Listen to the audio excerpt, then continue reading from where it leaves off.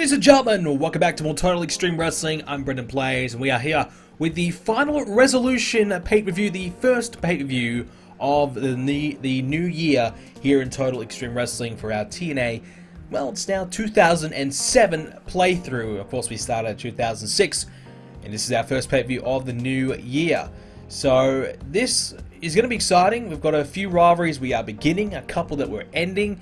And also we're giving a few different people some opportunities to shine, and I'm excited. I think this could be an interesting one. We'll see how it plays out, but it is like I said, the first event of the new year, and it's a big one because we are so close to moving up to that next level.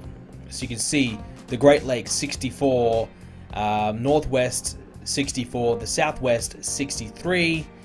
They're our main targets at the moment. So, especially Southwest. Surprisingly, Southwest is as low as it is.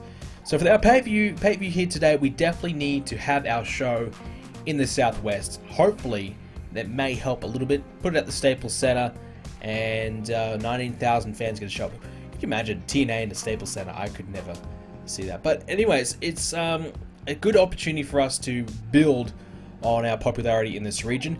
We've already booked the entire show, so we are really pretty much ready to go.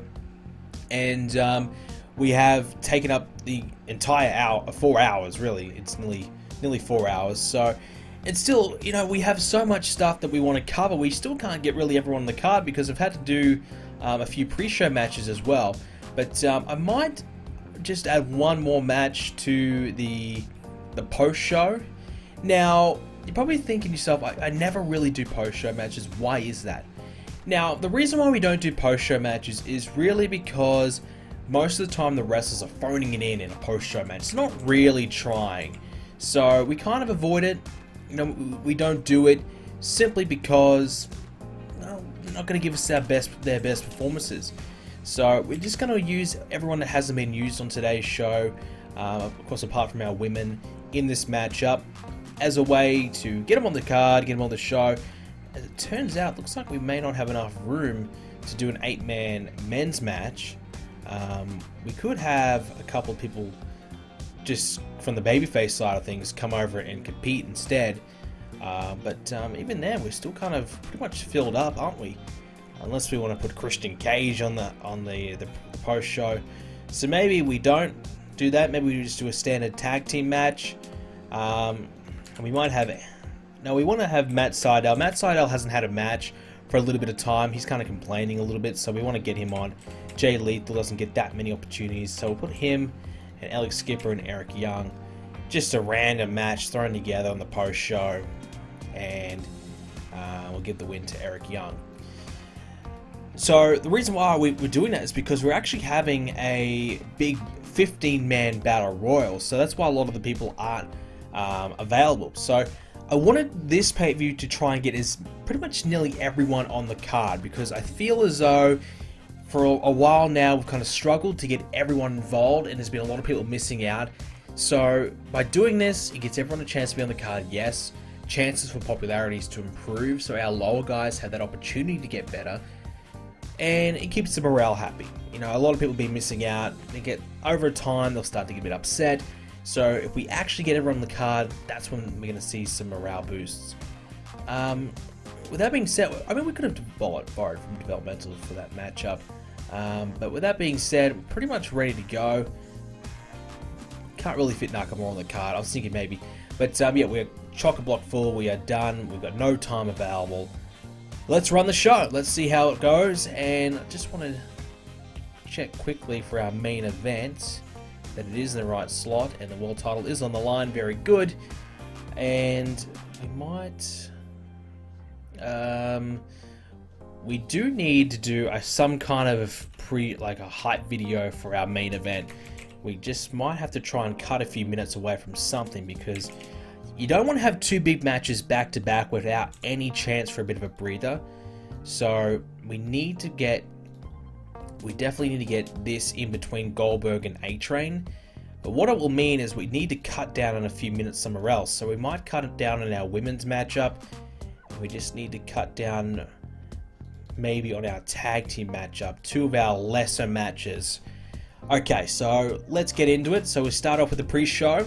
Monty Brown versus Ron Killings. We gave Monty Brown the victory, even though Ron Killings had the much better performance. 78 overall, Killings with a performance of 80. Now, we gave Brown the win simply because his popularity is high. We want to protect him a little bit, and we haven't really done a lot with Monty Brown. Yes, his in-ring work isn't probably up to scratch yet, but you know, we want to keep him going well and give him a few wins. And we've done pretty good with R-Truth as of late. He's improved quite a bit, so I'm happy with that. Shannon Moore and Homicide, 17-minute match, 80 overall. Homicide performance of 88, brilliant. Shannon Moore 59, and he was tiring towards the end. So really terrible from Shannon Moore, let's be honest. But Homicide, as always, excellent and carried the match. Shannon Moore is a bit like Michael Shane. What do we do with him? And Petey Williams, can we get anything out of these guys? Are they ever going to be great? I don't know. Do we keep him? We've tried the turn. It hasn't worked. He's still not getting anywhere. Billy Gunn and Road Dogg promo as we get ready for our Battle Royal. It was Billy Gunn, Bobby Roode, Cesaro, Chase Stevens. I thought I took him out, but anyways. Chris Harris, Chris Hero, Chris Sabin, the Battle of the Chris's. Frankie Kazarian, James Storm, Kenta, Kevin Thorne, Petey Williams, Road Dogg, Scott Steiner, and Test. 15-man Battle Royal. And Scott Steiner won, obviously, because he's the biggest star in the matchup. Gave him the victory, but there were some decent stars in there. You know, certainly, you know, Chris Harris, James Storm, our tag team stars. Test, one of our bigger names as well, Bobby Roode. So there was some star power in our pre-show Battle Royal. We started the show off, though, with the main show, AJ Styles, Jeff Jarrett. Jeff Jarrett won by submission after blatantly cheating. So Jeff Jarrett does beat AJ Styles, but he cheated to get the win. Jarrett 86, AJ 83. And it was a nearly 23-minute matchup. I thought I had it scheduled for a little bit longer, but 89 overall. So yeah, got to be happy with that. A good way to start the show. I actually thought maybe these two would deliver a little bit bigger than that. But, you know, maybe we need a stipulation or something bigger on the line, or maybe we need a better storyline. So we need to work on the storyline a little bit more before we get the big rating. Afterwards, Jeff Jarrett taunted AJ Styles, saying that he, you know, taunting, hey, I beat you, AJ, I'm the better man, blah, blah, blah, blah, even though he obviously cheated to get the win. So clearly we'll be setting up for a rematch down the line there. Aries and Strong, they had a promo about their match coming up with Team 3D, which was 83 rated. So Team 3D do defend the tag team titles for the 5th time in their tag team title run. Brother Ray 91, Brother Devon 88, Aries 84. So Austin Aries actually doing really well as of late. Roddy Strong 69, so he's just lacking a little bit there. But that's a pretty good match. Happy with that. Especially because Strong and Aries, their popularity is so low, but these matches mixing and mingling in with our top tier teams will certainly help them out. Matt Morgan promo on Rhino 84. Then we had the matchup. We had a street fight, and we actually had Matt Morgan win back the Impact Global Championship. So you might be thinking, well, why the hell did you do that? I don't know. I just figured let's do another title change. Let's give the belt back to Matt Morgan. We gave it to Rhino for a short little run just to get him a big win. You know, he's had a okay year. This is a bit of a reward for him and something to give him. And also, you know, he's the babyface. He can keep chasing the championship. Matt Morgan is doing so well that I think he deserves to have a big run with this championship, or at least a little bit longer. So we'll give it back to him. He's now a 2-time global champion. And this was actually a really good performance from Rhino. 78 in-ring performance. Probably because it was a brawl. It was a street fight match. But really good from Rhino. That's good from him. 82 from Matt Morgan. Melina had a promo targeting Beth Phoenix. Then we had a 6-woman matchup for the Impact Knockouts Championship.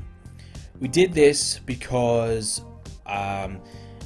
we've talked about it a little bit. We wanted to kind of mix in our best women with some of our lower end women and hope that that rubs off and hope that that does help them out.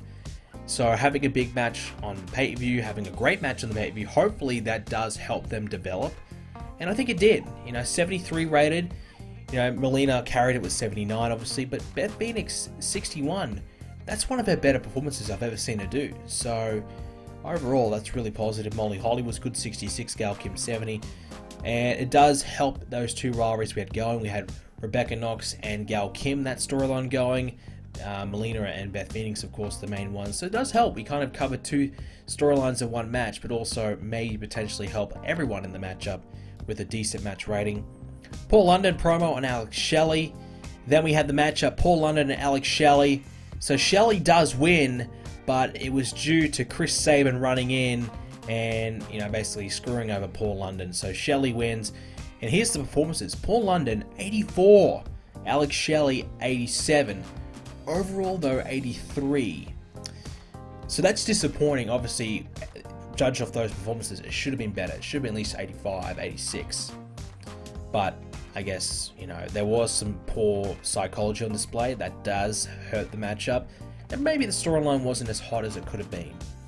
But overall, Paul London's big match. It's his first big match on our, you know, in our company, and he did really, really well. So that's very positive for him. It also means we've got another big player in our X division that could potentially, you know, run with the championship. He is championship caliber, Paul London, no doubt about that. I'm sure at some point he'll get a run with the title. We had a video package chopping up Abyss and Sting, and here was their matchup. So it was actually a thumbtacks match. So 10,000 thumbtacks apparently. So the first person to get thrown into the, you know, onto the thumbtacks wins. To throw their opponent on the thumbtacks wins. So Sting was put through with the black hole slam. He was thrown on the thumbtacks, and Abyss 96 in-ring performance. Sting 60. Overall 77, and that will pretty much conclude their rivalry there. But look, you know, Abyss beats a legend, gets that huge win, but also obviously, how good is he? 96 in-ring performance. He's carried Sting through this entire feud. Actually made it pretty decent. So I've actually enjoyed their little back and forth. But with that win there, Abyss proves that he's the better man, and will probably move on to somebody else. Fallen Angel promo on Muhammad Hassan. Pretty good, 86. Wow. Here's a match. This is actually 98 match right here, and I'm kicking myself thinking I should have opened the show of this or main evented. I didn't know. I didn't know what to expect from these two. Jeff Hardy, and Samoa Joe. 98 in-ring performance. So Samoa Joe 87, Jeff Hardy 91. So based off those in-ring performances, you're probably thinking maybe 90. Maybe with a storyline, maybe 92, 93, not 98. That's really incredible. So what actually happened, it was another time limit draw. So you remember a few episodes ago, we had this match already. It was Samoa Joe and Jeff Hardy. They drew again in a 20-minute time limit draw. We've done that again this time on pay-per-view. And now we're going to set up for a third and final match between the two.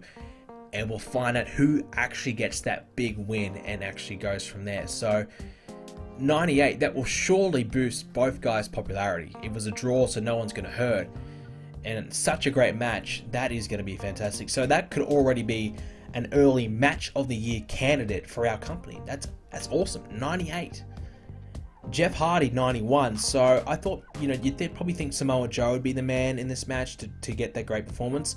But Jeff Hardy starting to show the signs of really excellent performances. That could definitely mean Jeff Hardy, if he can continue to keep performing at this caliber, could be a world champion material without a doubt. You know, we've kind of moved away from Jeff Hardy a little bit because of his performances being a little bit up and down, but if he can get some more consistency, surely he could be the next man in line to win that title.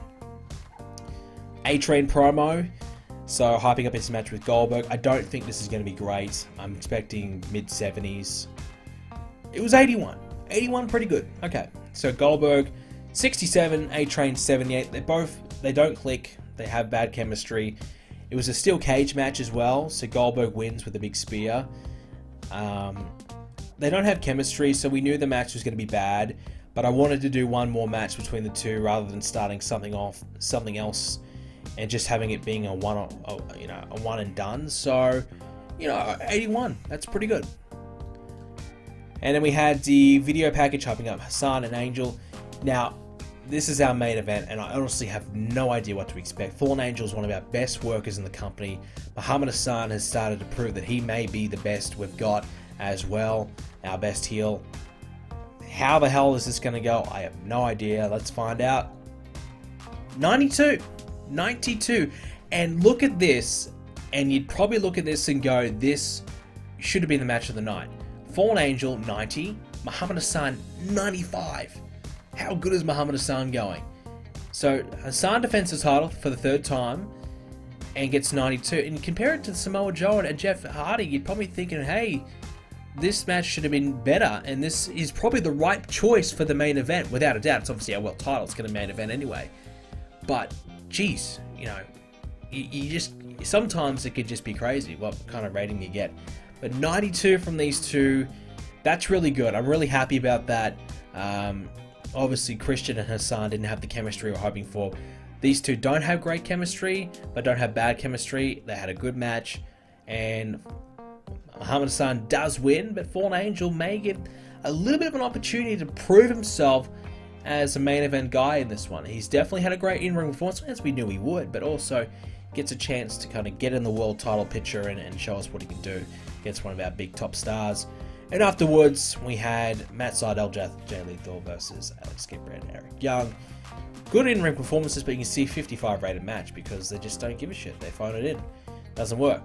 Overall, 89 rated. Apparently, Roderick Strong was used too much. So we lost ratings. We probably went from a 90 or a 91 to 89 because we used Roderick Strong a little bit too much. He had a promo and a 12-minute match. How was that used too much? Are you freaking kidding me? And he's maybe a lower mid-carder apparently, but really he's a mid-carder. Well, that sucks. That does suck. But we're going to give Jeff Hardy, Samoa Joe, obviously, their props, but also I'll give Fallen Angel his props. You know, actually, I'm going to give Abyss some love because he carried Sting through a great feud in the end. I'll say that's a good feud. I'm happy with that feud. He definitely carried. Definitely carried. But overall, 89 rated show. Like I said, it could have been a little bit better, but you can't complain with 89. That's a good way to start. It's a solid way to start the year off. And we had one of our best matches we've had in the series on this show. And it was a draw. We didn't even have a winner. How crazy is that? We did not even have a winner, and we actually had one of our best matches. So now 2 draws in a row, and we have a big finale. That's gonna be big. I don't know. Let's have a look. Whoa! TNA has risen to national size. Oh my god. Okay, this is it. Guys, this is it. We have been waiting for this for the last, 40 odd episodes to happen. This has been our goal, to go from where we were to a cult size to a national. We've done it. Unfreaking believable. We have done it because we've risen. Looks to be, I think maybe Great Lakes has gone up to 65. I think one of these ones, maybe Northwest or whatever it was, has gone up to 65 as well. So we've done it. We're now a national size, which means what size is WWE? WWE could be a little bit there. Okay, they're international, but we are now the 2nd biggest size company in the game. Incredible. It's incredible. It also, obviously, what it does mean is it means that we have the ability to sign any big name we want. So Jericho, Lesnar, these names, they should start signing with us. Before we get into all that, let's quickly take a look at the rest. Tracy Brooks, she's done. She's gone from us. Obviously, she's pregnant for another 5 months. So we'll bring her back when she's back from her maternity leave. So when she's back, we will definitely bring her back. She's 26 years of age. She's definitely got plenty of use for us. She's got good mic skills, has a good look. So there's no doubt we're going to be bringing her back. But obviously, while she's not available, we don't want to pay her for 5 months when we can't get anything from her. We already gave her a few months' salary, so she's doing okay. But yeah, so we don't want to pay her because we don't have that much money, so we really can't afford to kind of give someone 50 grand when they're not doing nothing. Angel Williams, she's now joined us as well, so she will now start with us. Her skills are not too bad. I kind of want to see how she goes maybe in developmental, but her popularity is okay, so, you know, I don't know. We'll have to decide. Our Final Resolution was a 0.48 buy rate, and how does that stack up in terms of our other buy rates? I think it's pretty good. So, pay-per-view revenue, 868,000, and you compare to the rest, really only Bound for Glory has done better than that. The rest, this has beaten it, so that's excellent to see as well. So that's really, really good news. But obviously the big news, we are now a national size company. It does mean that if we do some bad shows, we can drop down. And if you drop down, you can't go up to a national size. I think it may be for about 6 months. It's for a long time. So this is a really important period of time. If we screw this up, then we won't be able to get to this size again for a long time, and it will really severely hurt us. And it is pretty easy to drop down. Now it's not a hard rating to get. 65 is easy to grow. We always will be growing there. And realistically, actually, we have to get 73 plus to keep growing. That's going to be easy to accomplish for our main shows, but still, for whatever reason, sometimes things can just be tricky. Sometimes things can screw us over. But let's do what we want to do. Let's do what we've come here to do, and let's check out the big names. Now, Lesnar, he will come in, so we can sign a Brock Lesnar right now. Obviously, he's out. He's gone for 4 months. He's training for MMA. We can't get him anywhere. We can, but we won't be able to use him for a while. 91 rated. But it means now the guy that we've been chasing this entire time, Chris Jericho, will now sign with us. Goldberg's not happy about it, but screw Goldberg. We don't care. We can get Jericho. Now, here's the other dilemma. Now, it's a personal dilemma. I don't want to sign every freaking big name and then have everyone on the roster and have everyone, just be so dominant we're all set. We need to kind of limit ourselves to a couple. I don't know. Maybe we could have, them come in and then come out, replace them, replace someone else. I don't know. But, I mean, they are free agents, and you can sign whoever the hell you want. They're a free agent for a reason. No one else has got them. The Hulkster, he would even sign her. Big Hulk Hogan, he'll sign with us. 98 popularity, he would sign for us right now. He's 53, we don't, can't really wrestle right now. But, we could get him if we wanted to. We could bring him in and have one big run, brother. So, that's crazy. We could do that. Other names, no one really else. I mean, Steve Austin, we could have signed him anyways. He's retired. The Rock, same thing. But yeah, so no one really else on that level other than Jericho and Lesnar. So, do we do it? Do we sign him? I mean, I want to. I really do. And I think it'd be crazy. I mean, the other guy we want to really get is Kurt Angle. So, Kurt Angle, now the funny thing is, talk about timing. So, Kurt Angle's contract actually was up for grabs throughout. We obviously advanced a few days before our pay-per-view. So the day of our pay-per-view that we just had, Kurt Angle's contract actually was up for grabs. But what I did is what I did last time, is I extended his contract with WWE a little bit longer.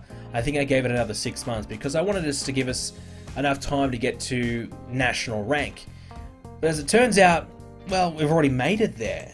So Kurt Angle's contract, yeah, we extended it for another 150 days. But his contract was actually available. So we actually, if we had waited another day, we would have been okay. Obviously, he could have re-signed with WWE. We could have missed out on getting him. But yeah, there you go. So 150 days, that is a decent period of time. That's what, 5 months or something like that. So we might drop that down to maybe 90 days. 90 days, 89 days, then we'll go from there. So a day before our pay-per-view. So we'll go from there. But yeah, so his contract was up, and we didn't give ourselves a chance to negotiate with him because we weren't on that national level. So we are kind of cheating a little bit, but we do have the potential. So now we are on that level. It's fair game. We can fight for Kurt Angle, but we'll fight for him in 3 months' time. But until then, I think we've got to do what you guys have been wanting me to do. I've read a lot of comments saying, everyone's saying, you got to get Chris Jericho when you can. Let's do it. Let's get him. Now, we may as well do it. We may as well give him a big deal. We'll give him 50 grand. And we'll give him a 5-year deal. 5 years, 50 grand.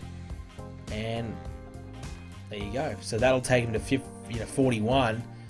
And we'll lock him in for a long time. So, rather than giving WWE the chance to get him in a few years' time throughout the series, we'll lock him in for the entire series. Why not? So we won't get Lesnar because he's doing MMA, but Jericho is fair game in my opinion, and I want to get him. I want to get Chris Jericho, really do, because if we get Jericho, then we are legit. Because we are, technically, you think about it, we are national size. So think of WCW and WWE. WWE is a big company, but WCW on that level, on that near that same level, WWE. That's where we're at right now. We're no longer that, small, really secondary show. We are on that major scale now. So realistically, someone like Chris Jericho would make that shift to us, no doubt about it. So we did a few house show monitoring on our big feuds, but that we already knew about that. But one thing I do want to show you guys, we talked about it a couple episodes ago, maybe last episode, I don't know, but that was Batista.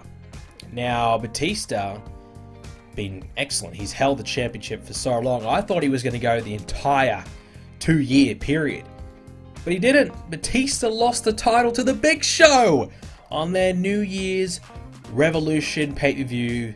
They held it in Canada, 14,000 in attendance. Batista lost the belt to the Big Show. Now you're probably thinking, really, the Big Show? But Big Show's only 34. Batista's 37. So, you could say, well, why are they pushing the old Big Show? Well, he's technically younger than Batista.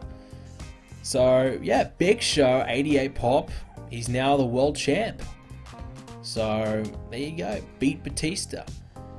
And Big Show's done it again. So Batista held the title for a long freaking time. Really long. I started in April, made it to January so not too far away from going 2 years. That's incredible for Batista. Van Dam, he's still the WWE champion. His popularity going pretty well as well, high 80s as well. He beat Randy Orton, who's mid to low 80s. So not too bad. But there you go. There you go. So new title change in the WWE finally took their time. And just to quickly have a look, we had our GFW show, and not too much to really talk about. Mark Jindrak and Hernandez, 66 rated, so doing okay. But yeah. But we might leave it there. We're probably going to cover a bit of a shorter episode for once. Normally we go long, but Chris Jericho could be coming to our company. How freaking big is that? We could be getting the biggest name we could possibly get. Yeah, maybe Lesnar's bigger, but one of the biggest names we could possibly get. Kurt Angle not too far away, maybe. It'll be a fight to get Kurt Angle.